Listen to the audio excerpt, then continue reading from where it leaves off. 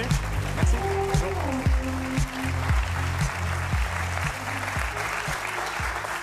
Bonsoir Fabrice Friese, bienvenue sur le plateau de Quotidien. Voici une partie d'équipe et le public. Vous êtes le président directeur général de l'AFP depuis le 2018.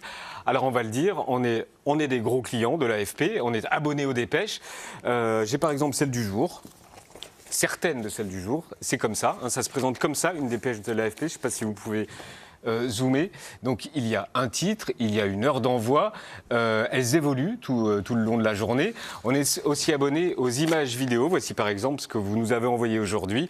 On a eu par exemple les législatives à Séoul, la fin du Ramadan à la Mecque, on a eu le record du monde de monter à la corde sous la Tour Eiffel et on a eu aussi l'arrivée du printemps en Belgique. On est aussi abonné aux photos. Voici par exemple celle du jour comme photo. On a eu 2 personnes qui jouent en Égypte. On a eu le tournoi de tennis de Monte-Carlo. On a eu le pape qui perd sa calotte à cause du vent. Et vous faites aussi du live, on se sert beaucoup du live, et le live c'est ça, c'est un écran divisé en 4, et quand il se passe quelque chose partout dans le monde, vous diffusez en direct les grands événements qui se passent. Par exemple, tout à l'heure à 16h09, en haut à gauche, Biden accueillait le Premier ministre japonais, filmé par votre caméra à la Maison-Blanche. En haut à droite, au même moment, il y avait une manifestation à Buenos Aires contre le président Milei. En bas à droite, le président fédéral suisse qui faisait une déclaration. En bas à gauche, il y avait votre logo qui attendait une conférence de presse de Estanguet, je crois. Donc on commence par le commencement. C'est quoi une agence de presse ? D'abord, merci pour cette publicité pour l'AFP. Une agence de presse, c'est un grossiste de l'information. C'était une information, hein, c'était pas une publicité. Très bien. On est ravis que nos clients nous utilisent beaucoup.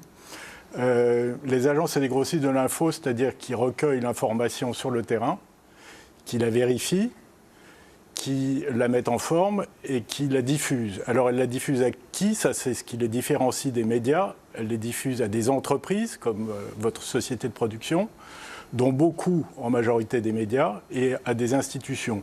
On ne diffuse pas ces contenus auprès du grand public. C'est ça la grande différence avec les médias. Je ne peux pas m'abonner en tant que personne à l'AFP. Vous pouvez, mais ça coûte beaucoup trop cher, ça n'a pas d'intérêt, puisque vous retrouvez cette information largement dans les médias que vous utilisez. Et comme institution, il y a des grosses sociétés, j'imagine ? Il y a des grosses sociétés, il y a des grandes administrations également, ou des petites.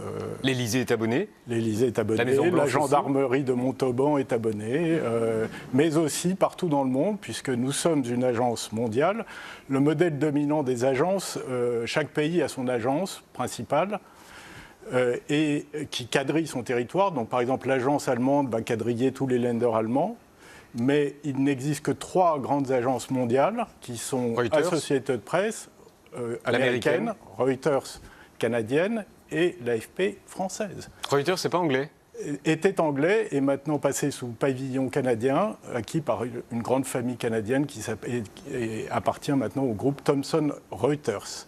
Et l'autre particularité des agences, c'est qu'elles fournissent une information factuelle qui doit être dénuée de... Les agences ne sont pas censées avoir une ligne éditoriale, ne font pas de commentaires, elles doivent livrer des faits bruts sur toute l'actualité, 24 heures sur 24, 7 jours sur 7, partout dans le monde. Et c'est pour ça que, par exemple, une dépêche peut faire parfois une ligne. Alors là, ce que vous avez, c'est une alerte. Il y a plusieurs formats. Une dépêche, c'est du texte. Et vous avez plusieurs formats. Ça va du flash, qui est le truc exceptionnel, la mort de quelqu'un de remarquable, à l'alerte, qui signale un événement important. Puis vous avez de l'urgent. Et ensuite, vous avez ce qu'on appelle les papiers généraux. C'est ce que vous venez de montrer, qui est un papier avec de 400 à 800 mots. C'est développé. Tout ça est très normé. L'idée, pour écrire une dépêche, c'est d'être concis, factuel. Et ça répond au principe de ce qu'on appelle la pyramide inversée, c'est-à-dire en gros, très simplement, tout ce qui est important au début, puis à la fin, vous mettez le contexte. Et vous n'avez pas parlé de votre indépendance. L'AFP n'est pas une agence d'État, c'est une agence Ah oui, on est une agence indépendante qui a... Financée un tiers par l'État quand même. Alors, il y a plusieurs modèles d'agences dans le monde. Vous avez des agences d'État, vous avez des agences totalement privées. Nous sommes une agence privée, on répond au droit commercial, ce qui n'est pas toujours su, mais on reçoit une aide d'État. À quoi sert cette qui représente à peu près un tiers de nos revenus ? On fait 300 millions de revenus, on a un tiers qui est une aide qui sert à quelque chose de très précis, qui sert à financer notre réseau de terrain. La marque de fabrique de l'AFP, c'est qu'on est présent dans 151 pays. Et ce sont des salariés de l'AFP. C'est des salariés. On a en plus un réseau de pigistes. On a 1800 journalistes. Ça veut dire salariés. que l'image qu'on a vue à la Maison-Blanche tout à l'heure qui filmait Biden et le Premier ministre japonais, c'est un salarié de l'AFP qui filme. Absolument. Payé par vous. On a un siège à la salle de presse de la Maison-Blanche. On est dans le pool de Biden. On suit Trump, etc. Donc c'est bien des salariés. Et on est partout dans le monde. Et je reviens sur l'aide d'État. Elle sert à financer ce réseau et à financer à financer la densification de ce réseau. On est de toutes les agences probablement celle qui a le réseau le plus maillé, et on est présent dans des pays où les médias ne vont plus depuis longtemps ou beaucoup moins. Par exemple, on a 10 salariés à Kaboul, on en a 8 à Kinshasa. J'étais la semaine dernière aux États-Unis, j'ai vu des grands clients comme CNN ou le New York Times. Ils nous ont dit, sans l'AFP, couvrir les élections au Sénégal, le tremblement de terre en Turquie ou les élections législatives en Corée du Sud, on y arrive, mais c'est difficile. Et sans cette aide d'État, vous tenez ? Alors sans cette aide d'État, on ferait différemment.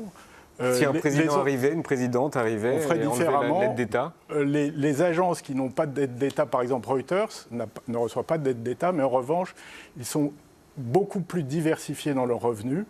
Ils ont par exemple une grosse activité d'événements, d'organisation d'événements, que nous ne faisons pas. Nous, on reste cœur de métier. Si on n'avait pas cette aide d'État, on devrait trouver des financements ailleurs, et donc on se diversifierait beaucoup plus qu'on ne le fait aujourd'hui. On va regarder les images de votre photographe Mahmoud Hams, le travail à Gaza pour un journaliste. Est-ce que c'est ce qu'il y a de plus difficile aujourd'hui ? Bien sûr. Là, il photographie un confrère qui avait perdu ses enfants. Oui. Nous avons à Gaza 8 journalistes. Je vous parlais de ce réseau de terrain. C'est unique. Je crois qu'il n'y a pas beaucoup de médias qui ont autant de monde à Gaza aujourd'hui. Évidemment, ils sont là parce qu'ils étaient là le 7 octobre. Comme vous savez, on ne peut pas partir de Gaza. On ne peut pas non plus y rentrer.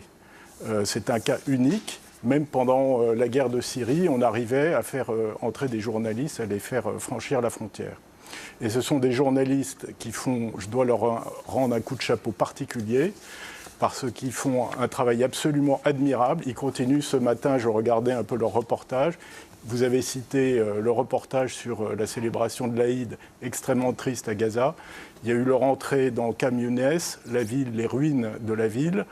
Il y a eu un reportage sur l'hôpital Al-Shifa. Bon, ils continuent de bosser dans des conditions épouvantables, parce qu'en même temps, ils doivent s'occuper de se nourrir, de se laver. Vous connaissez les conditions. Donc, coup de chapeau, formidable. Ils continuent de nous informer, ils font des miracles. Ils sont laissés à eux-mêmes. D'habitude, on arrive toujours, quand il y avait les intifadas précédentes, on arrivait toujours à envoyer des renforts. Là, ils sont laissés à eux-mêmes, et c'est terrible. Vous êtes déjà beaucoup exprimé sur le sujet, mais expliquez-nous ce qui est difficile à comprendre. Pourquoi vous ne qualifiez pas le Hamas de groupe terroriste ? Ah oui, ça a été au cœur d'une polémique à l'automne dernier. Pourquoi est-ce qu'on ne les qualifie pas de terroristes ? Ça fait 20 ans que cette consigne éditoriale a été passée au lendemain, en gros, des attentats du 11 septembre. La rédaction a considéré que l'usage de ce mot était éculé, le mot était surutilisé. Et donc, quand on parle du Hamas, on parle d'un mouvement islamiste palestinien doté d'une branche armée. Quand on dit qu'il est un mouvement terroriste, ce n'est pas nous qui le qualifions, on le met entre guillemets et on dit qualifié de terroriste par l'Union européenne, les États-Unis, la Grande-Bretagne, Israël, ceux qui le qualifient. Pourquoi ? Parce que vous ne qualifiez jamais ? Non, on estime que dans le cas présent, ce mot a été utilisé à toutes les sauces. Daesh, vous le qualifiez de terroriste ? Daesh, on dit que c'est un mouvement islamiste. Terroriste ? Un mouvement islamiste, non. Quand il y a eu les attentats de Moscou, récemment, on ne les a pas. Non, est-ce qu'il y a un mouvement que vous qualifiez de terroriste ? Ni Daesh, ni Boko Haram, personne. Donc c'est une règle qu'on applique à tous ces mouvements, aussi horribles soient-ils. Le sujet n'est pas de qualifier qui est horrible ou pas. On l'applique à tous, on se l'applique à nous-mêmes. On a eu des journalistes qui ont été tués dans des attentats, que moi, comme citoyen, j'appellerais terroristes. L'AFP ne les a pas qualifiés d'attentats terroristes. Elle a dit des poseurs de bombes, etc. Elle se doit d'être précise dans ce qu'elle donne aux médias. Après, aux médias d'en faire ce qu'ils veulent. Et les médias attendent des agences d'être extrêmement précises sur les sources. Qui dit que le Hamas est terroriste? Le Hamas n'est pas considéré comme terroriste partout dans le monde. Donc on doit être extrêmement précis sur l'attribution. Et au passage, toutes les grandes agences font la même chose. Pourquoi? Parce qu'elles font le même métier.